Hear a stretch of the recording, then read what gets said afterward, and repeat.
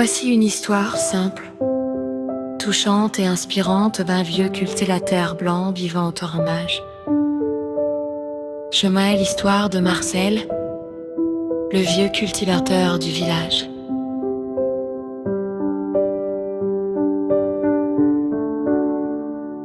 Au fond d'une vallée paisible vivait Marcel, un vieux cultivateur blanc que tout le monde respectait. Son visage ridé racontait plus d'histoires que n'importe quel livre, et ses mains, abîmées par le temps, portaient les marques d'une vie passée à travailler la terre. Depuis plus de 50 ans, Marcel cultivait le même champ. Tous les matins, avant même que le soleil ne colore le ciel, il sortait avec son chapeau en paille, sa vieille bêche au bout du bras et son sourire tranquille. Mais un jour, les jeunes du village commencèrent à se moquer de lui.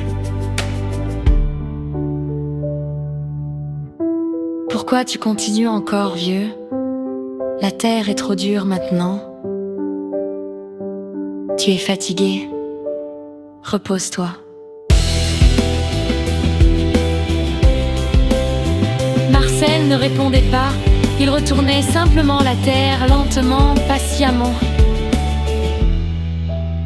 Un jeune garçon, comment, intrigué par sa détermination, osa lui demander: « Marcel, pourquoi tu travailles encore autant à ton âge ?» Le vieux cultivateur posa sa bêche, essuya son front et répondit calmement: « Mon fils, la terre m'a tout donné, elle m'a nourri, elle a nourri ma famille. Tant que mes jambes tiennent, je lui rends ce qu'elle m'a offert. Tu sais, la force d'un homme ne se mesure pas à ses muscles, mais à sa volonté de continuer, même quand tout le monde pense qu'il doit arrêter. »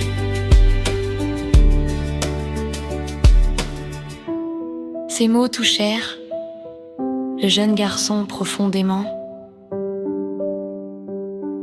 Les jours suivants, Thomas heureux aidait Marcel, puis d'autres jeunes se joignirent à eux. Petit à petit, le vieux champ abandonné retrouva une nouvelle vie, des plants verts, des rires, de la solidarité.